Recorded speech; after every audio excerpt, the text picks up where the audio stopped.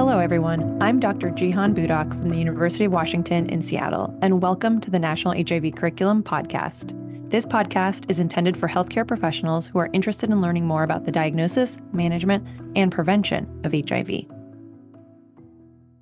I'm back with my colleague, Aley Kalapila, an ID physician at Emory University in Atlanta. Hi, Aley.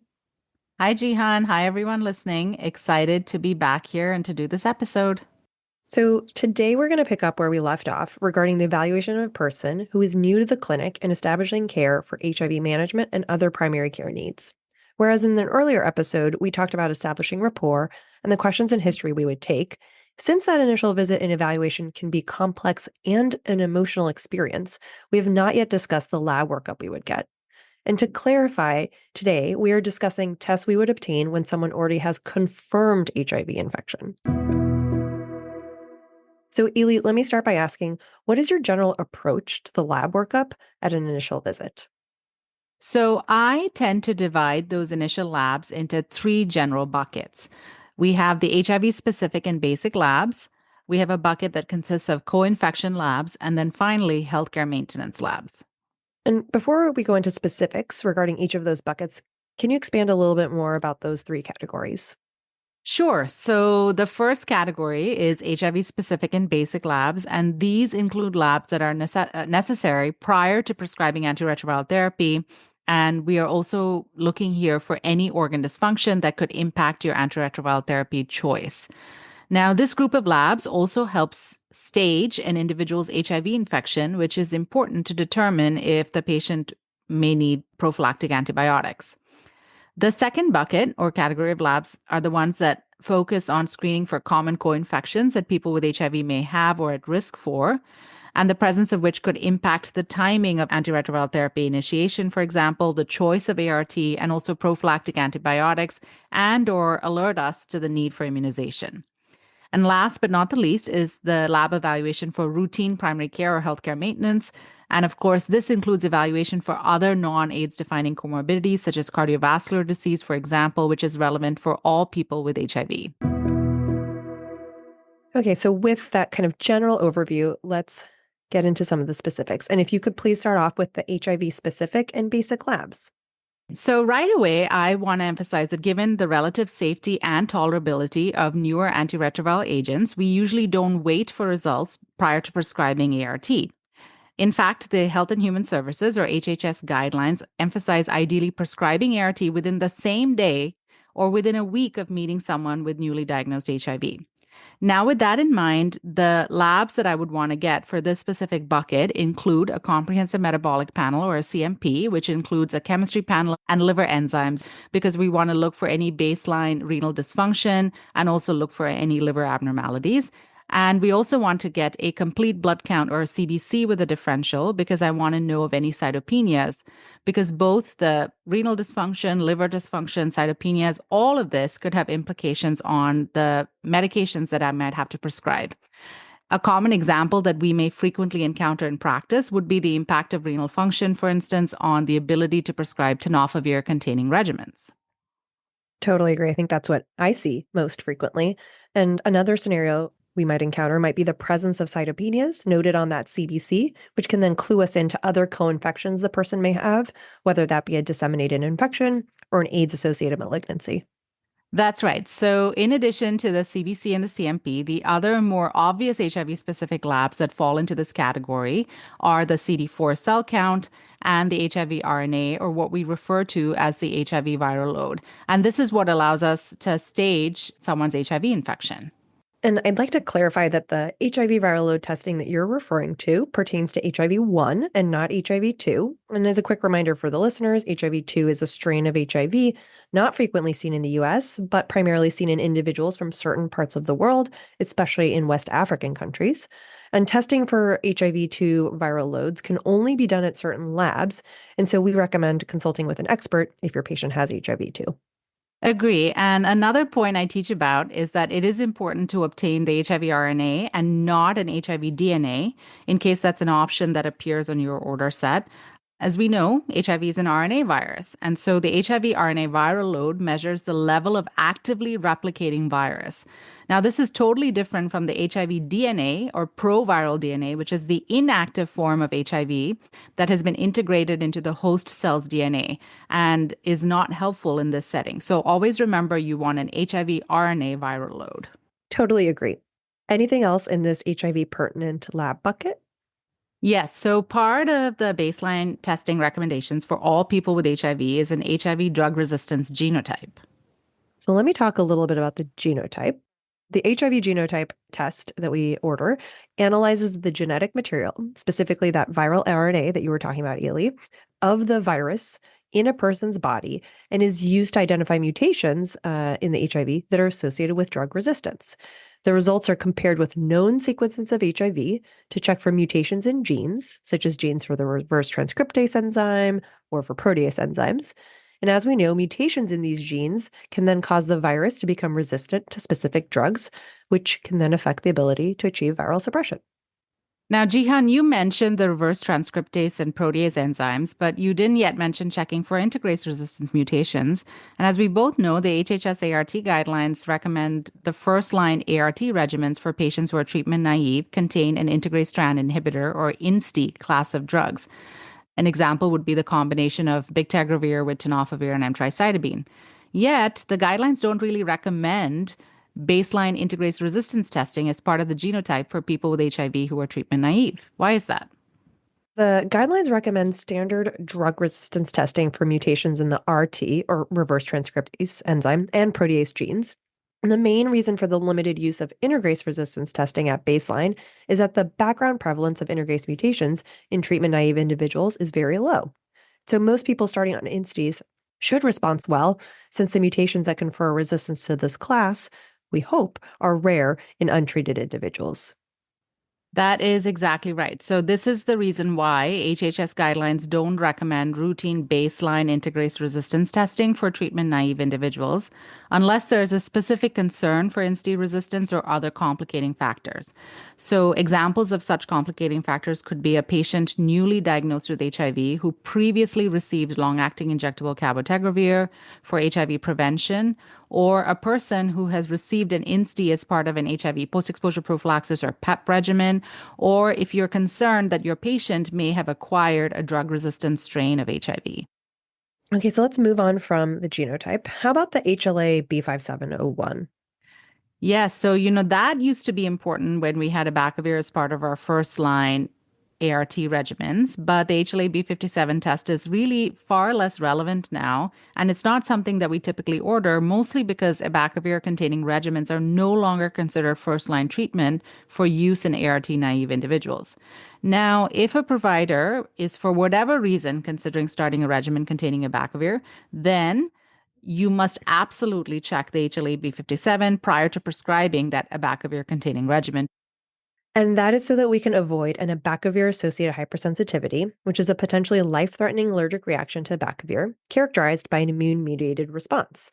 And people who carry the HLA B5701 allele are at significantly higher risk of developing this reaction, which is when the body's immune system mistakenly attacks its own tissues in response to the presence of the drug. And this reaction tends to occur within the first 6 weeks of starting the medication. All this to say, for many reasons, I'm glad that we're not using this as a first-line regimen anymore. So I think that's it for HIV specific labs. Anything else, Aley? Nothing else to add. Okay, so then let's segue to co-infection screening. So the co-infection bucket includes screening for common co-infections that persons with HIV may already have or are at risk for developing. And we need to assess for these because the presence of certain co-infections can impact timing of ART initiation, choice of ART because of drug-drug interactions, and or the need for prophylactic antibiotics. So Aley, can you take us through your approach here? Yes, so I divide this bucket into two separate groups, actually. So the first are labs that I would get on all people with HIV, regardless of CD4 cell count. And then the second includes labs that are specific to individuals with a CD4 less than 200. Okay, so if you could please start with the labs for people with HIV, regardless of their CD4 count. So the main co-infections that are important to test for in all people with HIV, regardless of CD4, are viral hepatitis serologies, STI or sexually transmitted infection screening, and tuberculosis or TB screening. So I will start with hepatitis serologies. Now, all patients with HIV should be tested for hepatitis A, hepatitis B, and hepatitis C as part of their baseline lab evaluation at entry into HIV care. For Hep A, we need an IgG antibody test to ascertain if a patient has immunity or not. And if not, they would need to be immunized. With hepatitis B, you should triple screen test looking for a surface antibody, surface antigen, and a core antibody. And of course, this information is going to help determine if a patient warrants immunization or if their serologies indicate that they have active or prior hepatitis B infection. Active Hep B infection will impact your HIV antiretroviral therapy choice because you're going to have to pick an ART regimen that has antiviral activity against both HIV and hepatitis B. Okay, and how about hepatitis C? So, with hepatitis C, we usually check a hepatitis C antibody, which, if positive, then the lab usually reflexively tests a hepatitis C RNA viral load. And again, this is very important because you want to know if a patient has hepatitis C, because this is a fantastic opportunity to link your patient to hepatitis C treatment with directly acting antiviral agents, which are well tolerated and curative in more than 95% of people. So, what about STIs? You have to test for STIs based on the patient's site of exposure, whether or not they have symptoms. So typically, this would entail a serum test for syphilis and gonorrhea and chlamydia testing from any oral or genital mucosal site of exposure. And similarly, you would need urine trichomonas testing for women. Okay, so that was STIs, and you had mentioned TB screening as well. Now, all patients should have a symptom screen to evaluate for active TB when you're obtaining your review of systems during your initial visit with the patient. But specifically in terms of lab tests, what you're referring to, Jehan, is testing for latent tuberculosis or LTBI. Now, persons with HIV who have LTBI are at an increased risk of progression to active tuberculosis. And luckily, we have very effective medications to treat LTBI and prevent progression to active TB. So, all this to say, all individuals with HIV should undergo LTBI screening, and we offer treatment if they're found to have LTBI or latent TB. The test that I would use to diagnose LTBI is an interferon gamma release assay, which we often refer to as an IGRA. We abbreviate it as an IGRA. And this is a blood test that measures your immune response to the TB bacterial antigens. And I will also add that in some clinical settings, the IGRA may not be available, in which case the alternative is to do a tuberculin skin test or a TST, which is when a small amount of protein from the TB bacteria is injected under the skin in the forearm. And after 48 to 72 hours, the patient has to return to have the injection site examined by a healthcare clinician who measures any induration that may appear at the site. So since the patient has to return for an evaluation, it's important to coordinate with them and do the TST at a time when they can return to have it read. Also, for both the TST and the IGRA, another very important teaching point that I like to make is that you should note what the patient's CD4 count was at the time of those tests. If the CD4 is less than 200, then it is important to repeat the LTBI testing once the patient has had immune reconstitution, as both the IGRA and the tuberculin skin test can be falsely negative in an individual with a low CD4 count. Now, let's change gears and talk about tests you order in someone with a CD4 count less than 200. Now, this is where I think there may be a lot of practice variability among clinicians. Personally, I see a fair number of individuals with advanced HIV, so I often tend to obtain these labs on the very first visit, unless I have data ahead of time or a history that is congruent with the patient having a high CD4 count. So, first, I check toxoplasma status with a toxoplasma IgG antibody, because if they have a history of prior toxo infection, then you'd need to ensure your antibiotic prophylaxis choice prevents toxo reactivation. Along these lines, I also tend to get a G6PD level, and this is because the first line regimen for pneumocystis prophylaxis is trimethoprim sulfamethoxazole, which we refer to often as trim-sulfa. And if someone is intolerant of sulfa, for example, then the alternative regimen that's prescribed is dapsone, which should only be prescribed if an individual has normal G6PD levels. So the G6PD test in my facility often takes a week or more to result, which is the reason why I tend to order it up front. Such a great point. my institution, the CD4 count results either the same day or next day, so I can add on additional lab testing as needed. But again, Aley, to your point, I think this is going to be variable depending on sort of the context in which you work. All right, what other co-infection labs do you get? So for patients in whom there's a concern for a really low CD4 count, I would get a serum cryptococcal antigen or a CRAG because a positive CRAG requires additional workup for cryptococcal meningitis. And if there's concern or you know that their CD4 count is less than 50, then I would also get a blood culture for acid-fast bacilli or AFB because these patients are at risk for disseminated Mycobacterium avium complex or MAC infection. Okay, so I think that completes the co-infection bucket. Let's move on. What healthcare maintenance labs do you order? So we already mentioned getting a CBC and a CMP, which includes a random or fasting glucose, which allows you to screen for diabetes. Now, in addition to that, I would order a lipid panel as part of routine screening for hyperlipidemia. For women of childbearing age, a pregnancy test is, of course, important because the results would impact regimen selection and need for perinatal monitoring. And last, the HHS recommends baseline urinalysis as part of testing for entry into care to look for the presence of or risk for kidney disease. To wrap up, your 3 buckets were the HIV-specific and basic labs, which you wanted to get a CBC with differential, a CMP, an HIV RNA, a CD4 count, and baseline genotype. Your next bucket is the co-infection labs, which you subdivided based on CD4 count. And you first start off with saying for all people with HIV, regardless of their CD4 count, that you wanted to test for viral hepatitis serologies, looking for viral hep A, B, and C, and then also get STI screening as well as screening for latent TB. And then for the individuals with a low CD4 count, you mentioned getting a toxo IgG, a serum cryptococcal antigen, and AFB blood cultures.